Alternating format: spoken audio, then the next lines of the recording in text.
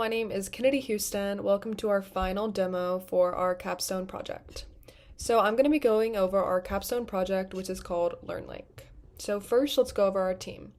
Our team is a group of 5 seniors at the University of South Carolina, providing innovative solutions for professors. Our team consists of Natalie Crawford, Kelly Finnegan, Ray Jones, Kennedy Houston, and Yisha Patel. Now let's go over the problem that our app is meant to solve. The group website project originated from an idea proposed by our client, a biology professor at campus. She observed challenges her students face within forming effective study groups in her large lecture classes. Recognizing the potential benefits of collaborative learning, she saw an opportunity to improve students' academic experiences by streamlining the process of finding and forming study groups. In large classes, students often struggle to connect with peers who share similar study habits, schedules, and course goals. Traditional methods, such as in-class introductions or randomly assigned groups, tend to be inefficient and often fail to consider students' personal preferences or learning styles. The professor's insights underscored the need for a solution that not only facilitates connections among students, but also aligns them based on study preferences, schedules, and academic focus areas. My name is Yisha, and I'll be explaining our solution. To address the challenges students face when forming study groups in large college classes, like feeling disconnected, struggling with schedules, and not knowing who to reach out to, we've developed a user-friendly, web-based application to make finding and managing study groups simple and effective. At the heart of our platform is a swipe-based matching system. Similar to popular social apps, students swipe yes or no based on shared courses, study habits, and goals. Profile display helps detail like major, preferred study environment, and target classes, while a matching algorithm prioritizes the best fits. Once matched, users can chat through the built-in messaging system, share availability through a weekly scheduler, and send calendar invites to coordinate sessions. There's also a groups page to manage study groups, view members, and access shared information. The Network tab allows students to revisit past matches and maintain connection. And each student has a customizable profile page to keep their info up to date as their academic needs change. For the technology, we use TypeScript, CSS, and HTML on the front end, with Node.js and PostgreSQL on the back end. Our database is hosted on Tempo, and after running into deployment issues with Heroku, we moved to AWS. We now deploy using Docker on a EC2 Linux instance. We also optimize our server by switching from Node Alpine to Node Bullseye for better performance and smoother integration with Prisma. Thank you. Hello everyone, I'm Kelly Finnegan, and I'm going to walk you through a new user experience as Emma navigates the homepage and our site for the very first time. She's going to see our main features under the Why LearnLink section, where she will see that we offer study partner matching, study group formation, resources, and even messaging, so you can stay connected with your study partners. She's also going to see the team that created LearnLink. Emma's all in and ready to go. She's going to click Get Started. She needs a new account, so she's going to click Sign Up. Now she'll enter her credentials to join LearnLink. She's going to put her first and last name, her username, her email, and then finally her password. Now she's ready to join the LearnLink community. She's going to get navigated to the landing page, where she'll be told that she needs to update her profile so she can see her matches. This is her public profile, so this is what anyone's going to see when they want to decide if Emma's the right fit for them. So she's going to put in that she's a computer science major from the University of South Carolina. She's going to put in that she needs help with CSE 145 and that her favorite study method is to go get coffee. She's going to even put a profile picture and a little bio about herself. Now she's going to put in the most important thing in her profile: her favorite study habits and her ideal match factor.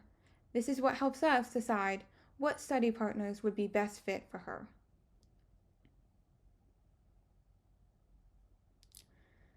So she's going to put in that she likes group discussion and that her ideal match factor is pair work. Her profile is successfully updated, so now she'll see matches. She'll see that her first match is Panda's Capstone. But she already has a pending request from Natalie Crawford under the notification center. She's going to see that Natalie sent a message and would like to match with her. She accepts this match, so now she'll see Natalie under her messages. But first, Emma wants to go see what kind of resources LearnLink has to offer. So she's going to click the Resources tab. She's going to see that we offer many study tips, like choosing your location wisely or to teach everyone. You're going to go to External Resources, where we have some links to an external scheduling tool, When to Meet, or Quizlet. Then, and finally, she's going to see the grade calculator, where she can calculate her grade for her CSE 145 class, or any class. She's going to put in that homework is worth 30%, exams are worth 50%, and homeworks are worth 20%. Now she'll put in her individual grades for each of those categories. So she'll put in some homework grades, she'll put in some exam grades, and you'll see as she does that, her averages for each individual category will pop up. So finally, she puts those quiz grades in, and she's ready to go see what her overall grade is for CSE 145. She'll see that her final grade right now is a 93.65. Emma's done for the day, so she's going to go to the settings and simply log out. Hi, my name is Sarah Ray Jones, and I'll be logging in as a pre-existing user and giving some examples of what you can do with an established account. So here I am logging in, but I've forgotten my password. So I'm going to go ahead and click the Forgot Password button, enter my email, and it'll send me an email with a reset link within 15 minutes. So here you can see me looking at the email. I click the link to go reset the password. You put it in, reset it, and you're immediately able to log in with the new information. So here I am logging in, and now I'm in Match. We talked about this for just a second earlier, but Match shows you study groups and users that you might want to study with, and you can match with them, and if they accept you, you'll have the option to send them messages and potentially organize a study meetup. So here I am matching with a study group, sending them a message to see if they'll accept me to join their study group. Here I am matching with an individual user, same thing. You can send that person a message and they can choose to accept your request. You can also match with users through search. So I just searched for Natalie, her profile popped up, but I want more control. So I go to Advanced Filters and I can filter users by university, courses that they're in, ages, gender, to match with the exact type of person that I'm looking for, maybe somebody that's at the same school, in the same class, in the same age range, etc., etc. So you can see my filters put up a good amount of options, and I'm able to match with somebody this way as well. So in order to see all of the people that you've sent requests to, you can look at your network request pending page. It'll show you the study groups that you've sent requests to and the people. Here I am just sort of clicking on some of the users. And then I can also look at my received requests through the networks page. And here I am accepting people into my study groups and into my connections. Once somebody is accepted as one of your connections, they'll show up here. You can remove people if you want to, and you can go to message them. So here I am messaging a friend, seeing if they want to meet up to study for the first time.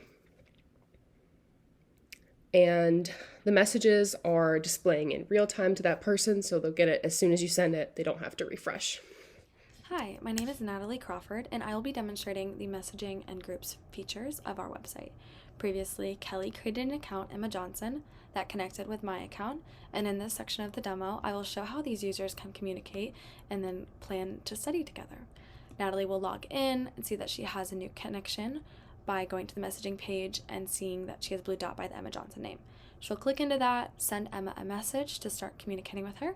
She decides to create a study group between the two of them, so she'll input a study group name, a bio, and as well the relevant course and ideal match factor.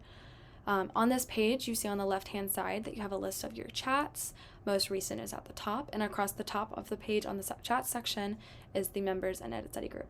Oh yay, Emma responded to me, so I can double click her message to send her a heart if I really like it, or I can remove it if I so choose.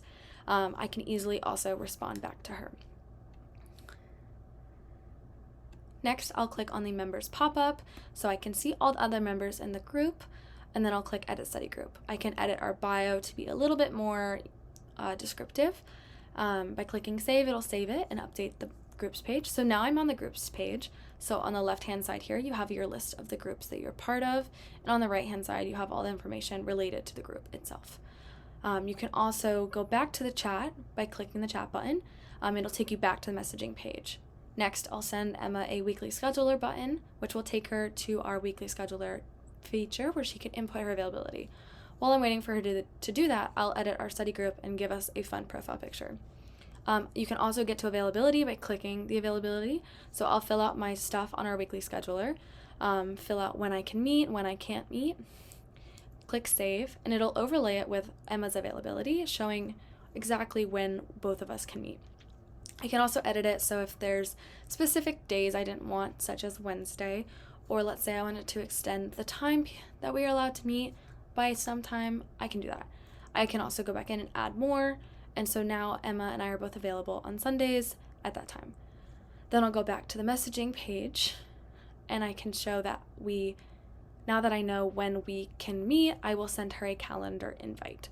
So I can input all the information, change the date, change the time, put in the location as well as the title for it. Do all of these things very easily.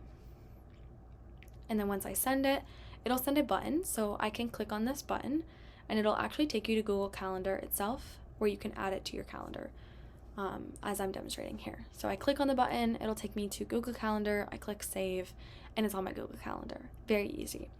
Then I can go back to the messaging page and I can also then go create a new chat with somebody. So these are all my connections that I don't actively have one-on-one chats with. So I will then send a chat to a different user, and I'm also able to go and delete one-on-one chats by using the X on the chat navy bar. So the little X there, I can click that. If it's a one-on-one chat, you can easily just delete the chat. If it's a group, clicking the X prompts you to confirm that you want to leave the study group. It doesn't delete the study group itself. So you can leave it by clicking the X. You're also able to remove users via the members page as well as leave the study group via that page, and it'll send a system message in the group when people get added, removed, or leaving the groups. Oh look, Emma responded to me, so I can respond back to her, which is super exciting. I then noticed that I have a ton of notifications, so I can go up there, and instead of just, viewing all of them and seeing exactly what they all are, I can just clear them all. You can also go into the groups page in order to remove or leave a group as well, so it doesn't have to be done on the messaging page, it can be done in the groups page itself. So like, for example, you can go into Crawford's group and remove a user from it. You can also go into a different group and leave that group from the groups page as well. So it's very easy to do it in one page as well as another. A lot of options. Thank you guys for listening and learning about LearnLink. Hope you enjoyed.